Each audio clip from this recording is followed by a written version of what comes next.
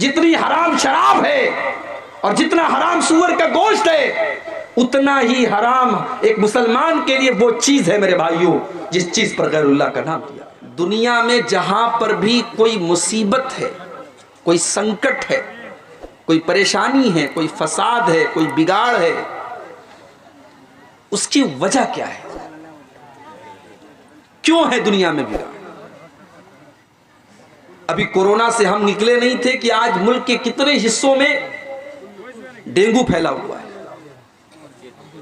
इंसान बीमार होता है, डॉक्टर के यहां जाता है, जांच आती है, प्लेटलेट कम हो गया, 1.5 लाख होना चाहिए 50,000 हो गया, अगले दिन 25,000 हो गया, प्लेटलेट खत्म, आदमी खत्म। एक मच्छर इंसान को मौत के घाट उतार दे रहा है मेरे भाई। मुल्क के कितने हिस्सों में आज सैलाब और बाढ़ से कितनी हलाकतें हुई। आपका ये सीमांचल का इलाका भी सैलाब से बहुत मुतासिर रहता है। कितनी जगहों पर सूखा पड़ जाता है, बारिश नहीं हो रही है, किसान परेशान है। ये मुसीबतें क्यों आती हैं मेरे भाई? ये परेशानियां क्यों आती हैं? अल्लाह ताला ने इस आयत में उसका जवाब दिया है। ज़हर अल फसादु फिल बर्रि वल बहरी बिमा कसबत अयदिन नास। जमीन के अंदर, आसमान के अंदर, खुश्की के अंदर, तरी के अंदर, कायनात के चप्पे चप्पे में जहां पर भी तुमको फसाद नजर आए, बिगाड़ नजर आए, तबाही नजर आए, बर्बादी नजर आए, फबिमा कसबत अयदिन नास, तो ऐ इंसानों उस पर तुम गौर करो, विचार विमर्श करो। उस पर गौर करोगे तो तुम ये पाओगे वो तुम्हारे करतूतों का नतीजा है, वो तुम्हारे बुरे कामों का नतीजा है।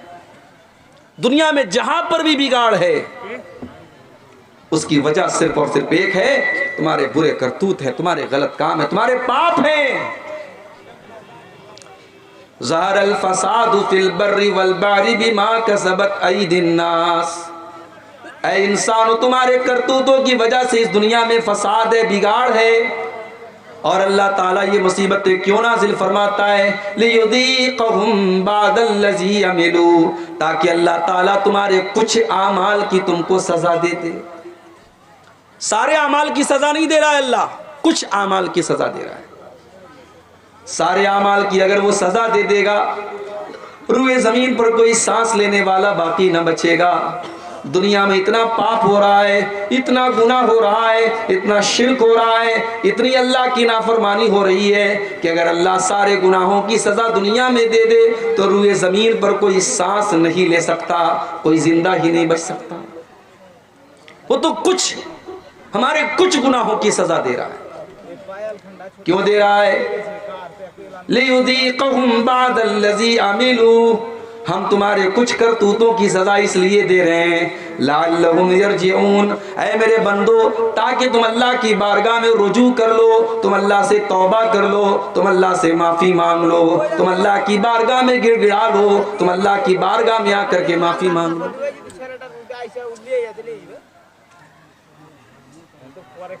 मगर आप गौर कीजिए मेरे भाई,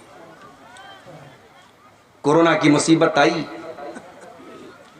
एक एक मोहल्ले से, एक एक गांव से 20-20 जनाजे निकले।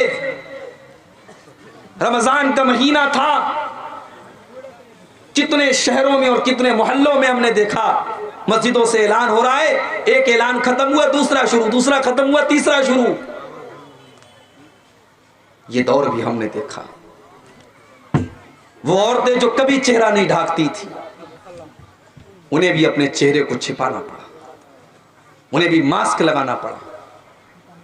हवाई जहाज पर वो एयर होस्टेस जिसको अपने शरीर को नंगा रखने के लिए पैसा दिया जाता है, तनख्वाह दी जाती है, उस एयर होस्टेस को भी इस बीमारी ने सर से पैर तक नकाब में, उसको आप नकाब कहिए, उसको आप मास्क कहिए, उसको आप जो है सुरक्षा कवच कह लीजिए, कुछ भी कह लीजिए, उसको अपने शरीर को ढांकना पड़ा। हमने ये दौर भी देखा मेरे भाई।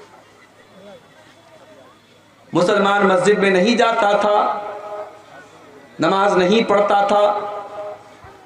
बहुत होता था लोग जुमा की नमाज में मस्जिद में आ जाते थे, लोग ईद बकरीद की नमाज में ईदगाह में आ जाते थे। कोरोना ने वो दौर भी हमको दिखाया कि अल्लाह ताला ने ऐसे हालात पैदा कर दिए कि मस्जिदों के दरवाजे बंद हो गए। मस्जिदों के दरवाजे बंद हो गए। तुम नहीं आते ना मस्जिद में, मत आओ। अब मस्जिद में तुम आ नहीं सकते, मस्जिद के दरवाजे तुम्हारे लिए बंद हो गए, तो चाह करके भी तुम मस्जिद में नहीं आ सकते। कोरोना के इस दौर में हमने ईद की नमाज अपने घर में अदा की, जो कभी नहीं कर सकते थे। तरावी की नमाज मैंने अपने घर पर अपने परिवार को पढ़ाई। मैं हाफिज नहीं हूं, लेकिन उसी कोरोना के दौर में मैंने 10 पारे याद करके अपने घर में तरावी की नमाज पढ़ाई। मेरी माँ का आखिरी रमजान था, अल्लाह ने ये तौफीक भी मुझको बख्शी कि आखिरी रमजान की तरावी की नमाजें मेरी माँ ने मेरे पीछे पढ़ी, जो जिंदगी में कभी पॉसिबल नहीं था। कोरोना ने हमको वो हालात भी दिखाए मेरे भाई, लेकिन हालात जैसे ही नॉर्मल हुए,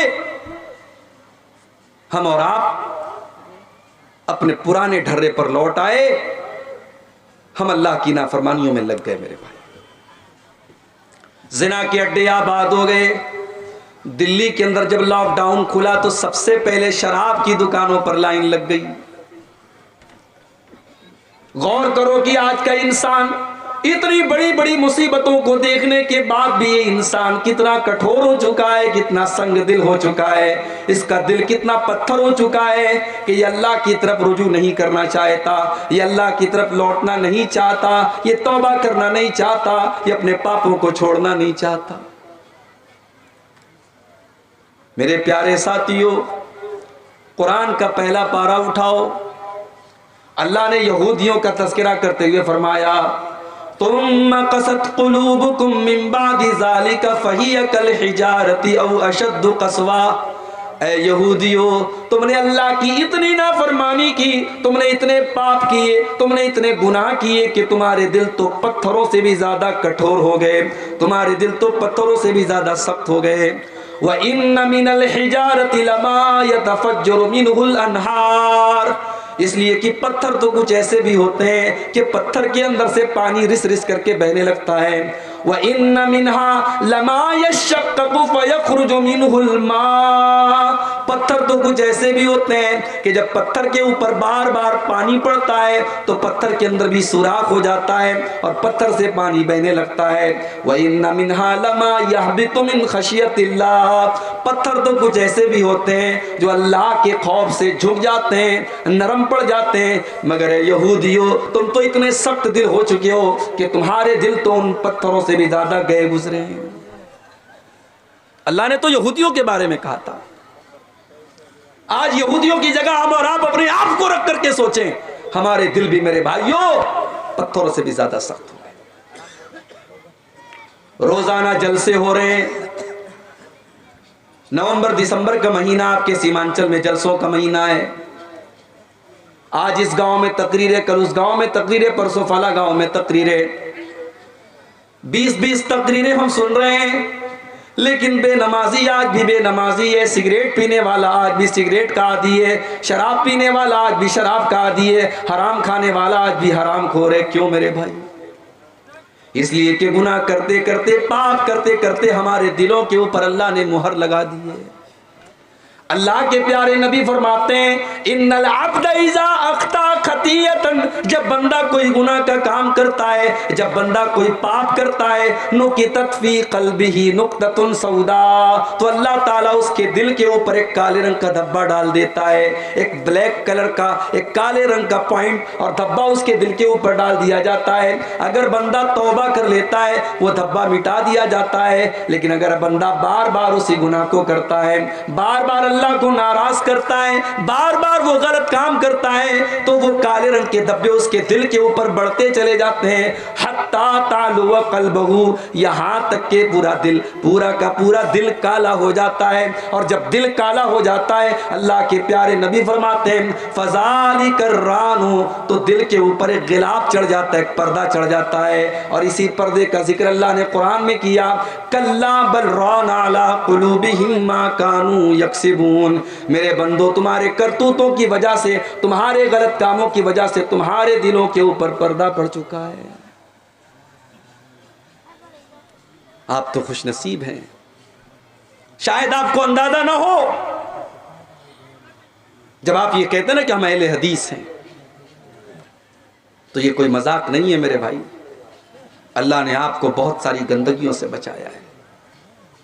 उत्तर प्रदेश में आओ, बनारस से 200 किलोमीटर की दूर पर एक दरगाह है, नाम है कछौछा शरीफ। हर जुमेरात को औरतें जाकर के सजदा कर रही हैं वहां पर। और आगे बढ़ो, लखनऊ के करीब देवा शरीफ, रंडी का नाच होता है वहां देवा शरीफ के उर्स के मौके पर। और आगे बढ़ो, दिल्ली में निजामुद्दीन की दरगाह, वहां पर लोग सजदे कर रहे हैं। और आगे बढ़ो, राजस्थान में अजमेर है, मस्जिद बगल में है, अल्लाह के दर पे सजदा करने वाले नहीं है, मगर ख्वाजा मोइनुद्दीन चिश्ती अजमेरी की कब्र पर लाखों लोग सजदा कर रहे हैं। आज का मुसलमान शिर्क कर रहा है। उसके बाद कहता है कि मुझे जूते क्यों पड़ रहे? तुझे जूते, तुझे अल्लाह ताला ने जिस चीज का तुझे जिम्मेदार बनाया था, ला इलाहा इल्लल्लाह, तूने उस ला इलाहा इल्लल्लाह की को खत्म कर डाला। तूने इतना शिर्क किया है और अल्लाह को छोड़ करके गैरों के दर पर तूने अपनी पेशानी को इतना जलील किया है कि अल्लाह ताला अगर चाहे तो तुझे सब हस्ती से मिटा दे। कल रात में मेरा प्रोग्राम था यूपी के अंदर, लखनऊ के करीब में जगह राय बरेली। मुझे वहां के नौजवानों ने दावत दी, कहा शेख साहब हमारे यहाँ बिल्कुल अहले हदीस नहीं है, 2 4 5 घर के लोग हैं, आप आइए। पूरा इलाका कब्र परस्तों का इलाका है। मोहब्बत रसूल के मौजू पर वहां मेरी तकरीर हुई। बड़ा अच्छा कस्बा है यूपी का राय बरेली, बड़ी तरक्की भी है वहां के मुसलमान। मुसलमान तो हैं, कौन से मुसलमान हैं? अल्लाह को छोड़ करके गैरों के दर पे सर झुकाने वाले। दीपावली का त्योहार आया, हमारे कितने मुसलमान गैर मुस्लिमों को मुबारकबाद भी दे रहे थे और बड़े बड़े बैनर लगा रहे थे। इसी बिहार में सीवान में एक जगह मैंने देखा, बैनर लगा था, कोई मुसलमान दुकानदार अपने गैर मुस्लिम भाइयों को दिवाली की मुबारकबाद दे रहा था और बैनर पे लिखा था मां लक्ष्मी आप पर कृपा करे। यानी मुसलमान को यह भी पता नहीं है कि तौहीद का मतलब क्या है और शिर्क का मतलब क्या है और कौन सी चीज ऐसी है जो उसकी तौहीद को बर्बाद कर देती है। कुछ बेशरम मुसलमान हैं, कहते अरे हम तो बिस्मिल्लाह पढ़ के सब खा लेते हैं। गैरुल्लाह के नाम पर कोई मुर्गा ज़बा किया गया, गैरुल्लाह के नाम पर बकरा ज़बा किया गया, गैरुल्लाह के दर पे चढ़ाई गई मिठाई आई, ये बेशरम बिस्मिल्लाह पढ़ के खा लेता है। कल को सूअर का गोश्त तेरे सामने आएगा तो बिस्मिल्लाह पढ़ के खा लेगा। कल को शराब तेरे सामने पेश की जाएगी तो बिस्मिल्लाह पढ़ के पी लेगा। जितनी हराम शराब है और जितना हराम सूअर का गोश्त है, उतना ही हराम एक मुसलमान के लिए वो चीज है मेरे भाइयों जिस चीज पर गैरुल्लाह का नाम दिया गया।